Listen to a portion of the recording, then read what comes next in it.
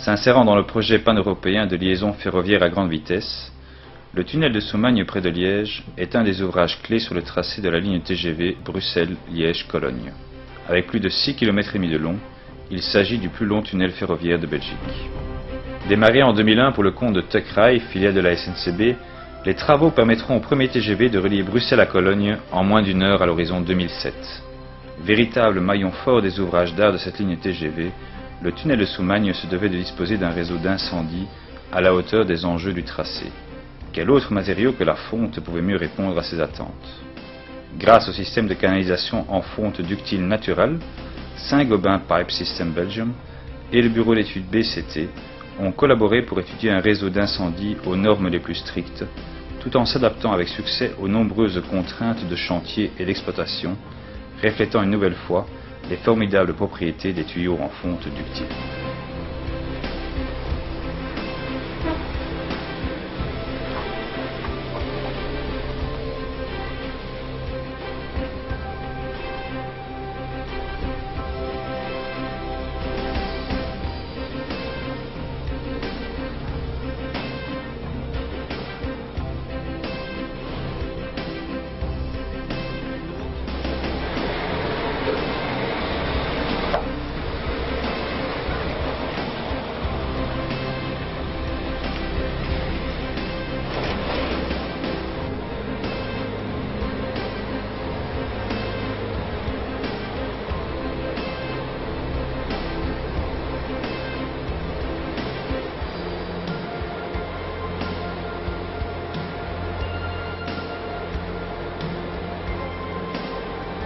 Approvisionnés par camion, les tuyaux et autres fournitures ont fait l'objet de contrôles stricts, en plus des réceptions en usine.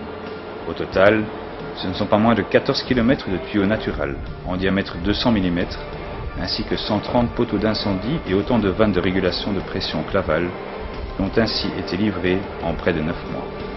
Une des exigences du bureau d'études étant de suivre au plus près la pente du radier du tunnel afin d'éviter de créer des points hauts dans la conduite, les tuyaux ont été posés sur des supports préfabriqués en acier galvanisé, implantés avec une précision extrême. Grâce au laser, le profil de la canalisation a pu être parfaitement maîtrisé.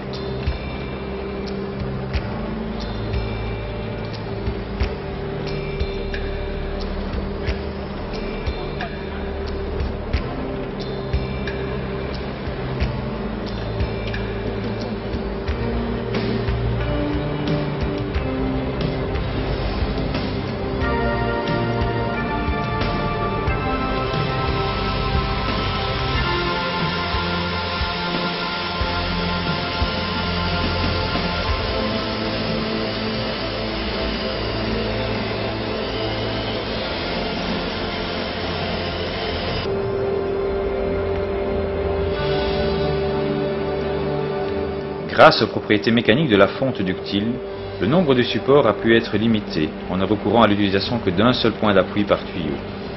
Ce sont toutefois plus de 2500 supports qui ont ainsi été nécessaires pour parcourir la boucle de 14 km, assurant l'alimentation des 130 bornes d'incendie espacées de 100 mètres de part et d'autre des voies.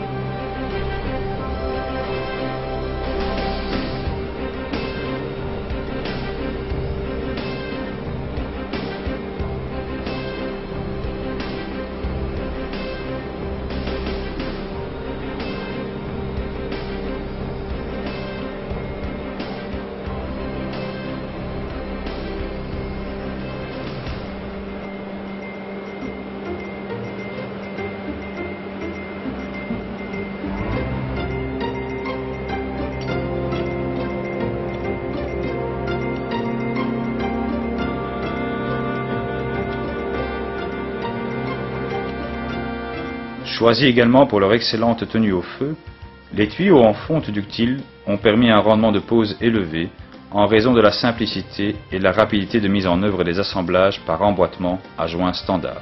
Grâce à un coefficient de dilatation adapté, ainsi qu'à une procédure d'emboîtement précise jusqu'au trait marqué sur le bout uni, les tuyaux naturels reprennent largement les contraintes rencontrées telles que les dilatations et contractions thermiques, ainsi que les déviations angulaires permettant de suivre la courbure du tunnel.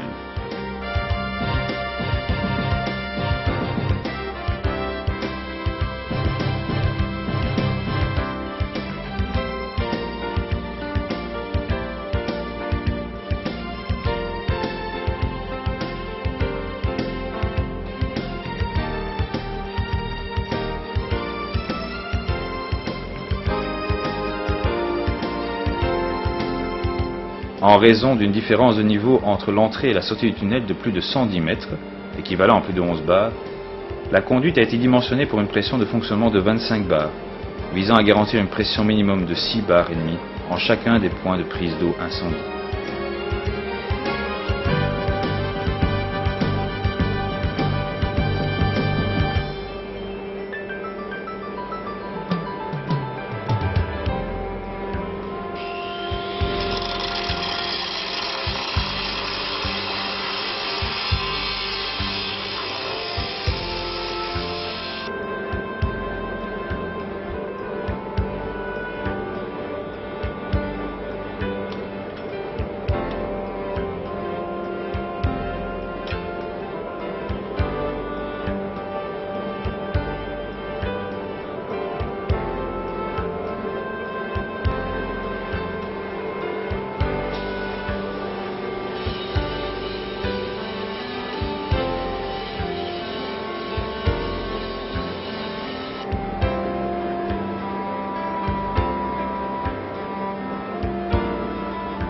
La souplesse de mise en œuvre des tuyaux naturels a également facilité les jonctions aux différentes niches devant recevoir les bornes d'incendie.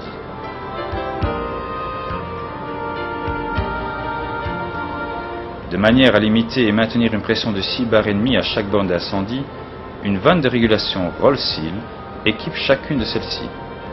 La sensibilité et la gestion autonome des régulateurs de pression assurent un contrôle continu et sécurisé de la pression transmise à la borne incendie. Afin d'en assurer le fonctionnement à tout moment et par toutes conditions climatiques, la tenue hors gel de l'ensemble du réseau d'incendie était l'une des contraintes à prendre en compte par les ingénieurs du bureau d'études BCT. Le calorifugage par un produit résistant au feu était donc requis pour les zones laissées à l'air libre telles que les niches où sont logés les poteaux d'incendie.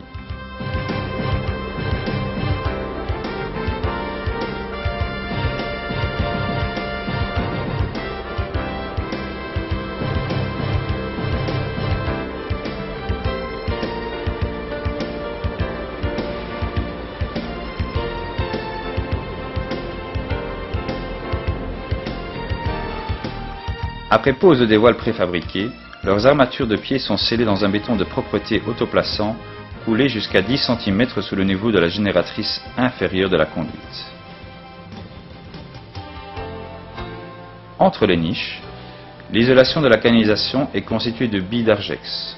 Bien que située à plusieurs dizaines de mètres sous terre, et malgré la longueur importante du tunnel, des études ont démontré la nécessité d'isoler les tuyaux et de calorifuger les niches laissées à l'air libre. En hiver, la température avoisine la température ambiante extérieure sur plusieurs centaines de mètres aux deux extrémités du tunnel. Les déplacements d'air engendrés par un TGV lancé à plus de 200 km/h augmentent encore la circulation d'air froid et pourraient mettre en route l'effet cheminée. La circulation de l'eau en boucle 24 heures sur 24 s'est donc imposée par grand froid. Le caniveau ainsi créé par-dessus la conduite sert de gaine technique et de passage des câbles.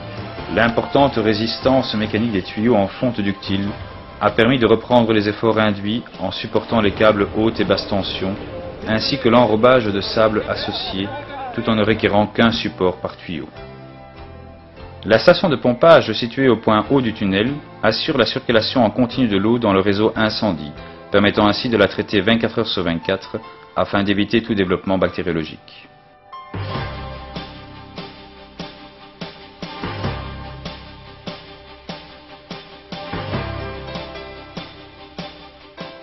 Une fois encore, le savoir-faire de Saint-Gobain, allié à la fiabilité et à la maîtrise de ses partenaires fournisseurs, a permis de mener à bien ce projet ambitieux, qui consistait à la fois en un défi technique, économique et logistique pour faire du réseau d'incendie du tunnel de Soumagne le plus sûr et le plus fiable des réseaux.